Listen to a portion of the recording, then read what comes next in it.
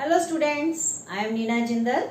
So today I will teach you the topic kinematics, which is the unit of your 11th standard. So first topic, which because I start from this kinematics because I think this is the basic chapter which one should start from this one. First is your rest. When you will say the body is at rest. If I am here at 9 a.m. you see I am here, at 9:10 you see I am here, at 10 you see I am here. अगर आप अलग अलग समय पे देखते हो मैं एक ही जगह पे खड़ी हूँ तो आप क्या बोलोगे कि आई एम एट रेस्ट. सो अगर कोई आदमी अपनी जगह नहीं बदलता समय के साथ तो हम उसको क्या बोलेंगे कि वो रेस्ट पे है. So a body is said to be at rest if it does not change its position with respect to its surroundings. अगर वो अपने आसपास के हिसाब से, अपने आले दुआले के हिसाब से, जैसे जो मेरे आसपास खड़े हैं उनके हिसाब से अगर मैं अपनी जगह नहीं बदल रही हूँ तो वो क्या कहेंगे कि I am at rest. Now we have studied the rest. मतलब अगर एक आदमी अपनी जगह नहीं बदल रहा, अगर मैंने अपनी जगह पहले यहाँ पे खड़ी हूँ, अब अपनी जगह यहाँ कर ली, फिर यहाँ कर ली, अब मैं अपनी जगह लगातार आपके हिसाब से बदल रही हूँ तो आप क्या कहोगे कि मैं चल रही हूँ. ठीक है, मतलब आई एम इन मोशन. तो हम a body is said to be in motion. ठीक है, मोशन में कब होगा? If it changes. यहाँ पे क्या था? If it does not change. तो अब डज नॉट वर्ड उड़ गया, अब क्या आ जाएगा? If it changes. अगर जगह बदल रहा है, its position with respect to. WRT की फुल फॉर्म है with respect to.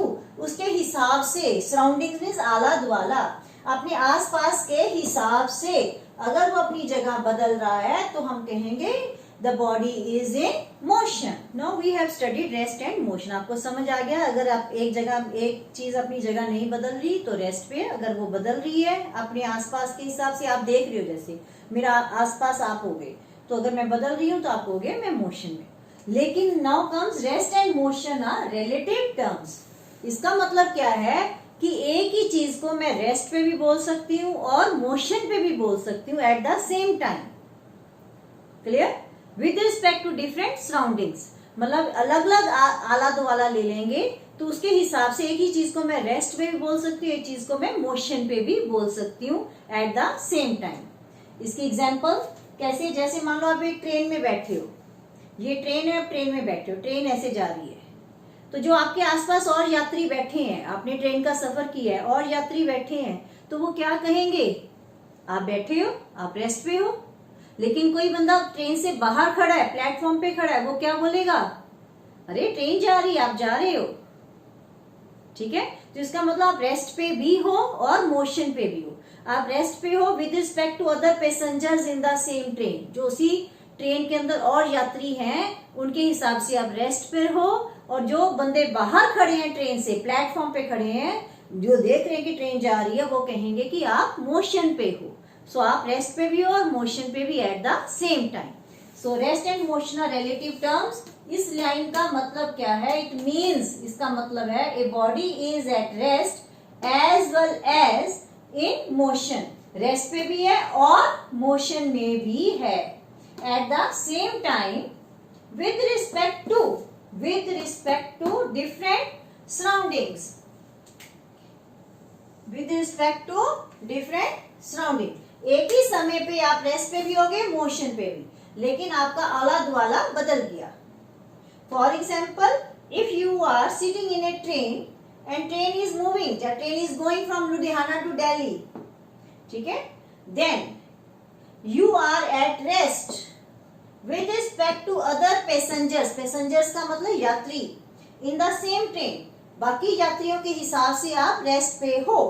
so we see that is if you are sitting in a train, हमने अभी देखा, then you are at rest with respect to other passengers in the same train, but you are in motion with respect to any person standing outside, that is on the platform. कोई बंदा बाहर खड़ा है तो वो उसके हिसाब से आप क्या है, ट्रेन जा रही है एंड इट मीन्स आप भी जा रहे हो, it means you are in motion. वो ये नहीं कह सकता यू आर एट रेस्ट. तो इसका मतलब क्या है? Rest and motion they are relative terms. एक ही आदमी एक ही समय पे रेस्ट पे भी है और मोशन पे भी है. सो बेटे रेस्ट एंड मोशन आपने पढ़ लिया. उसके बाद मेन जितनी फिजिकल क्वांटिटीज हम आगे पढ़ेंगे distance, displacement, speed, velocity etcetera. तो हम उनको सब कैटेगरी, उन क्वांटिटीज को दो कैटेगरी में डिवाइड कर सकते हैं, scalar quantities and vector quantities. I will use this word again and again, so I am telling you first of all. ठीक है, ये नेक्स्ट यूनिट में भी आपने ये टर्म्स पढ़नी है। स्केलर क्वांटिटीज क्या है? जो विच हैव ओनली मैग्नीट्यूड, जो आपको सिर्फ अमाउंट बताती है, उनकी कोई डायरेक्शन नहीं बताते। जैसे मैंने 5 किलोमीटर दूरी तय की, तो मैंने 5 किलोमीटर डिस्टेंस कवर किया, तो मैंने कोई दूरी नहीं बताई, तो उसको हम कहते हैं स्केलर क्वांटिटीज। डिस्टेंस क्या हो गया? स्केलर क्वांटिटी है। स्पीड, 40 की स्पीड पे आ रहे हैं, 40 किलोमीटर पर आवर की स्पीड से, उसमें कोई डायरेक्शन नहीं बताई कहाँ से कहाँ को जा रही हूँ, तो ये स्केलर क्वांटिटी बन जाएगी। अगर मैं किसी चीज के साथ डायरेक्शन भी बता दूं तो वो वेक्टर क्वांटिटी बन जाती है। Vector quantities are those which have magnitude as well as direction. जैसे मैं बता दूं, ठीक है, 5 की, जैसे कोई बता दूं ये 5 किलोमीटर, मैं यहाँ पे खड़ी, मैं बोलूं एक बच्चा गुम हो गया है, वो 5 किलोमीटर गया है, आप किस साइड पे ढूंढने जाओगे? कहीं नहीं, पता ही नहीं है कहाँ जाओगे। तो अगर मैं मान लो बच्चा इधर गया, आप इधर भी जा सकते हो, यहाँ भी जा सकते हो, फिर तो मिलेगा नहीं ना कभी। अगर मैं बताऊं 5 किलोमीटर नॉर्थ डायरेक्शन में गया है, तो आप उस डायरेक्शन में जाओगे, तो डायरेक्शन भी साथ में बता दी। सो वेक्टर क्वांटिटीज कौन सी है? जिनमें मैग्नीट्यूड प्लस हम डायरेक्शन बताते हैं। फॉर एग्जाम्पल डिस्प्लेसमेंट, ये अगले टॉपिक में डिटेल में पढ़ोगे आप। वेलोसिटी, फोर्स एटसेट्रा, ये जितनी भी हैं, इन सब टर्म्स को आप धीरे धीरे पूरी +1 में पढ़ोगे, इसलिए मैंने ज्यादा नाम नहीं लिखे, कंफ्यूज ना हो जाओ, तो धीरे धीरे आप पढ़ोगे। नेक्स्ट टॉपिक में मैंने डिस्टेंस एंड डिस्प्लेसमेंट बताना है। शाम ऐसे सीधा गया, तो जो इसकी लंबाई हुई इस रास्ते की, तो वो शाम की दूरी होगी। ठीक है, दीपक ऐसे गया, तो जो इस रास्ते की लंबाई हुई, तो वो उसका शाम, उसका दीपक का डिस्टेंस हो जाएगा। So distance is the length of the actual path covered. जो हमने असलियत में रास्ता तय किया है, ये नहीं कोई पर्टिकुलर रास्ता बताएंगे, 2 पॉइंट्स के बीच में बहुत सारे रास्ते हो सकते हैं। सो it is a scalar quantity. इसमें कोई डायरेक्शन का ध्यान नहीं रखते। देखो इसमें कितनी बार दिशा बदली, फिर ऐसे गया, फिर ऐसे गया, फिर ऐसे गया, फिर ऐसे गया, तो इसमें कोई डायरेक्शन का ध्यान नहीं रखते। It is a scalar quantity. Scalar means इसमें हम सिर्फ उसकी अमाउंट बता रहे हैं, 4 kilometre, 5 kilometre, 6 kilometre. As it has no direction, इसलिए ये कौन सी क्वांटिटी होगी? स्केलर। सो ऐसा यूनिट्स इसके क्या हो गए? मीटर। सीजीएस यूनिट्स इसके सेंटीमीटर है। सी छोटा है, ये पूरा बराबर, ये बड़ा सी नहीं है, इसके साथ ही है सी और सेंटीमीटर। ठीक है, ये सेंटीमीटर बच्चे ध्यान में इसलिए द्वारा लिखा है, ये सेंटीमीटर, सी बड़ा नहीं है, छोटे, दोनों स्मॉल लेटर्स हैं। Other units are kilometre, millimetre, hectometre, आपने सब छोटी क्लासेस में भी पढ़ा हुआ है। सो ये again clear, distance is the length of the actual path covered. Now इसका हम काउंटर पार्ट करेंगे, displacement. So if you change your position in a particular direction, मैं बिल्कुल जैसे अब जा रही हूँ, मैंने ये बिल्कुल इसी डायरेक्शन में ऐसे सीधा, तो आप क्या बोलोगे? मैं सीधी जा रही हूँ। क्या बोलोगे? मैं सीधा जा रही हूँ। Change your position in a particular direction, मैंने दिशा नहीं बदलनी, डायरेक्शन नहीं बदलनी, तो हम क्या करेंगे? तब जो आप रास्ता तय करोगे उसको हम बोलेंगे displacement. So change your position in a particular direction. अब इसमें डायरेक्शन वर्ड साथ में आ गया, ठीक है, तो ये क्या बन गया? वेक्टर क्वांटिटी बन गई। तो हम लिख लेंगे it is A vector quantity. लिख सकते हो, यहीं पे लिख दो, ऐड कर दो, it is A vector quantity.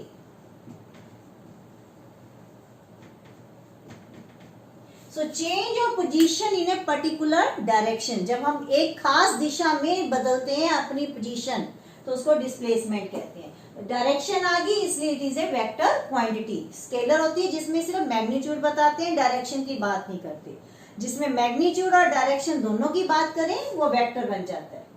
So it is the length of दी, वो क्या था? Distance, length of the actual path covered. जैसे आप जा रहे हो, जैसे 2 पॉइंट्स एंड में ए और बी, ये 2 पॉइंट्स आ गए। अब आप ऐसे करके भी जा रहे हो, ऐसे भी जा रहे हो, और एक ये रास्ता है सीधा भी है। अगर आप ऐसे ही जा रहे हो, आपने पहले ये डायरेक्शन फॉलो की, फिर आपकी डायरेक्शन बदल गई, तो ये डिस्प्लेसमेंट नहीं हो सकता। अगर आप इस रास्ते में जा रहे हो, ये डायरेक्शन रही, फिर ये रही, फिर ये रही, आपने कितनी बार डायरेक्शन बदली, तो ये भी आपका डिस्प्लेसमेंट नहीं हो सकता। लेकिन जब आप इस रास्ते से जाते हो, ये नंबर 1 है, ये नंबर 2 है, ये नंबर 3 है, जब आप नंबर 3 वाले रास्ते से जाते हो, तो आप देखो आप सीधा जा रहे हो, ठीक है, कोई डायरेक्शन नहीं बदल रहे, तो ये डिस्प्लेसमेंट हुई। तो ये क्या हुई? सबसे छोटा रास्ता भी हुआ और सीधा रास्ता हुआ। So it is the length of the shortest path. इन दो पॉइंट्स के बीच में सबसे छोटा रास्ता यही होगा। Length of the shortest path between two points is called displacement. ठीक है, अगर हमें ऐसे दो सीधी एक लाइन दी हो, उसके कोऑर्डिनेट्स पता हो हमें, तो ये कैसे निकालते हैं? So displacement is equal to, displacement is also equal to, ये हमने निकालना है अगर न्यूमेरिकल में आ जाए तो this is equal to final position minus initial position. ये इसका फार्मूला आ गया, displacement is equal to final position minus initial position. निकालने का तरीका ये, और डिस्टेंस क्या है? Length of the actual path covered. उसकी लंबाई को हम नाप लें तो वो आपका इसकी लंबाई इतनी है और ये है, दोनों को ऐड करोगे तो पूरी लंबाई आ जाएगी। Displacement is the length of the shortest path. ठीक है, it is vector quantity. So basic हमने डिस्टेंस और डिस्प्लेसमेंट के बारे में देखा। अब आ गया displacement can be positive, negative और जीरो। ये बहुत इंपॉर्टेंट है, इसमें क्वेश्चन भी आ सकता है, show that displacement is negative और पॉजिटिव और zero. How we will explain. Whereas distance is always positive, never negative and zero. ये डिस्टेंस जो है कभी भी नेगेटिव और जीरो नहीं होता, डिस्टेंस हमेशा ही पॉजिटिव होता है। और डिस्प्लेसमेंट तीनों चीजें हो सकती हैं, पॉजिटिव, नेगेटिव और जीरो।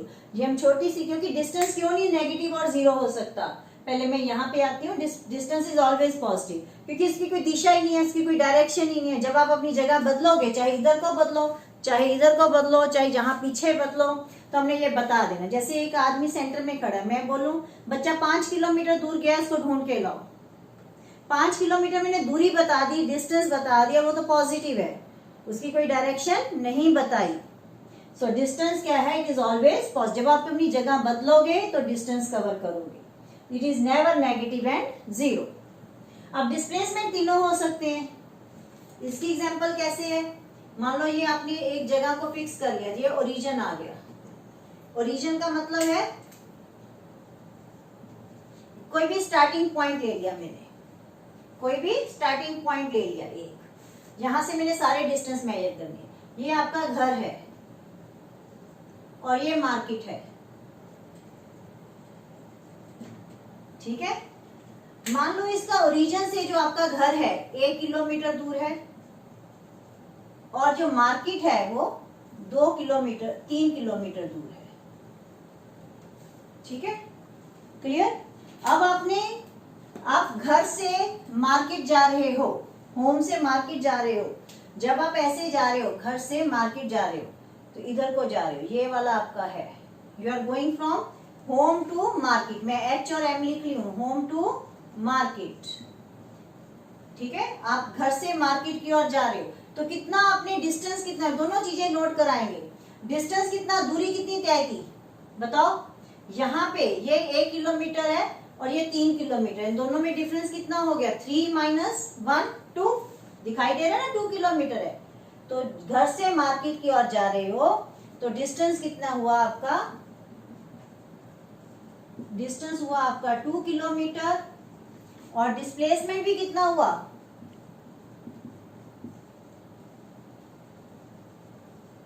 डिस्प्लेसमेंट का मैंने अभी फार्मूला बताया था, क्या था? Final position minus initial. Final इसका क्या है? 3 किलोमीटर और ये इनिशियल कितना है? 1। So 3 minus 1 that is equal to 2 kilometre. इस केस में हमने एक और भी चीज देखी, क्योंकि वो सीधा जा रहा है, डिस्टेंस एंड डिस्प्लेसमेंट दोनों की वैल्यू क्या आ गई? सेम आ गई। अब सेकंड केस लेंगे, इसी में मैं ऊपर वाला हिस्सा रब कर रही हूं।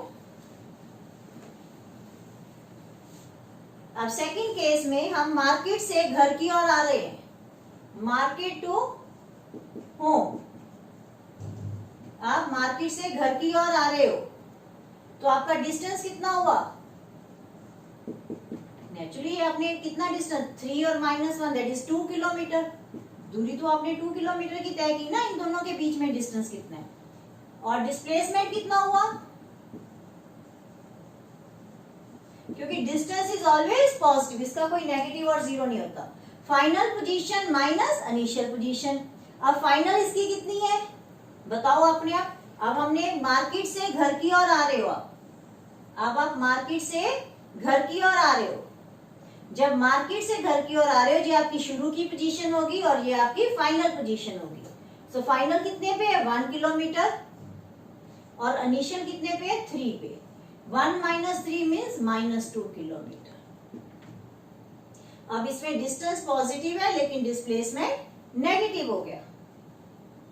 एक चीज हमें और पता चलती है, डिस्प्लेसमेंट कब पॉजिटिव है? जब आप ओरिजिन से दूर जा रहे हो, फिक्स्ड पॉइंट से दूर जा रहे हो, ठीक है, राइट हैंड साइड पे जा रहे हो, दूर जा रहे हो, तो आप पॉजिटिव है। जब आप ओरिजिन की ओर आ रहे हो तब आपका डिस्प्लेसमेंट नेगेटिव है। ये हमें डायरेक्शन बता देता है। अब थर्ड केस है, अगर आप घर से मार्केट जाते हो, मार्केट से द्वारा घर आ जाते हो। थर्ड केस आपका आ गया। ये सेकंड केस था हमारा, ये फर्स्ट केस था। अब थर्ड केस करते हैं इसका, ठीक है। ये सेकंड केस था, ये थर्ड केस करते हैं। Market, home to market and back to home. आप घर से मार्केट गए, मार्केट से द्वारा घर की ओर आए, तब आपने क्या किया? इनिशियल माइनस, तब आपका डिस्टेंस कितना कवर हुआ? इस केस में एक में तो लिख देते हैं -2, ठीक है। अब इस केस में आपका डिस्टेंस कितना कवर हुआ? आप घर से मार्केट गए 2 किलोमीटर, फिर मार्केट से घर की ओर आए 2 किलोमीटर, टोटल 2 + 2 हो गया 4 किलोमीटर।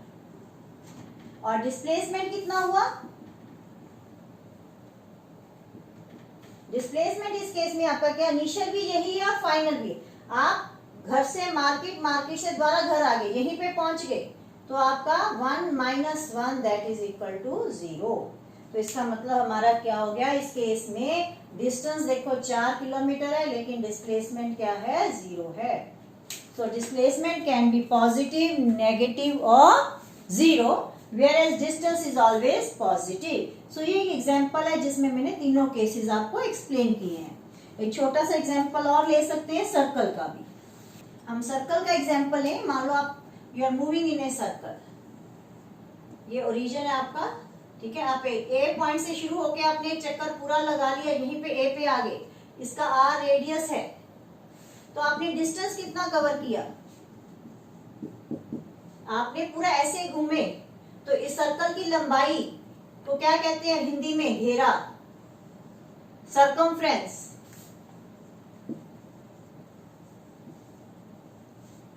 सर्कमफ्रेंस ऑफ सर्कल, जिसको हिंदी में आप घेरा भी बोलते हो, इसका फार्मूला क्या होता है? 2πr।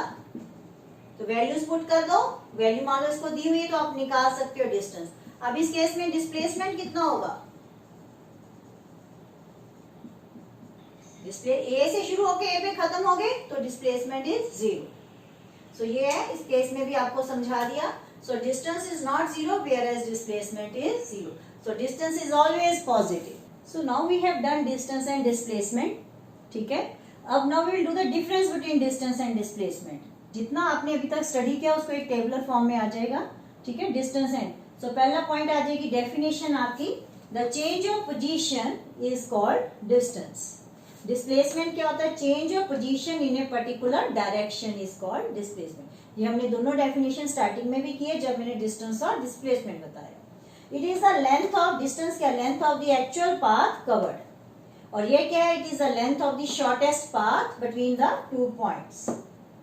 It is always positive, never negative and 0। Distance कभी हमेशा पॉजिटिव होता है और डिस्प्लेसमेंट पॉजिटिव, नेगेटिव और 0 तीनों हो सकता है।